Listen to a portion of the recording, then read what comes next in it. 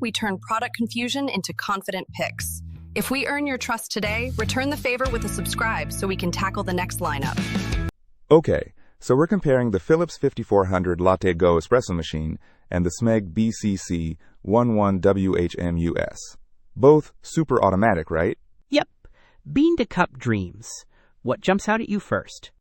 Well, the Philips has a lot more reviews. 41 compared to 0 for the Smeg. That suggests it's been around longer and people have experience with it. It's rated 4.1 out of 5 stars. True. But the Smeg is newer, released in August 2024. The Philips came out in September 2023.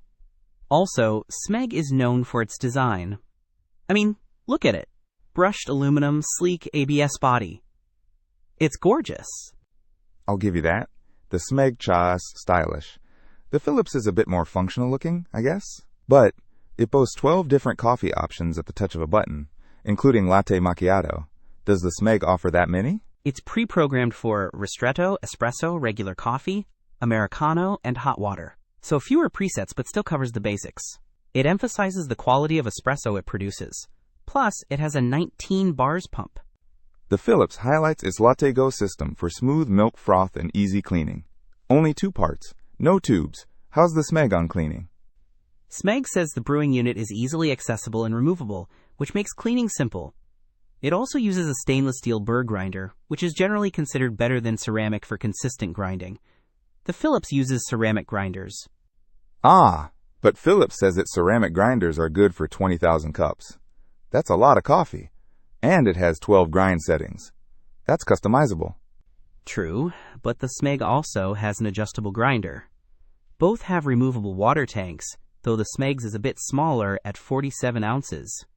The Philips is 60 ounces. The Philips also has a coffee customizer, where you can adjust the aroma and volume, and even add an extra shot. That sounds yummy. The Smeg is all about simplicity and design. It prioritizes producing quality espresso with minimal fuss. It's also slightly smaller, at 7 inches wide compared to the Philipston. Okay, so if you want a wider variety of drinks, and are okay with a less flashy design, the Philips is a solid choice. But if you value aesthetics, and primarily want excellent espresso, the Smeg is worth considering. And, the price is also a factor.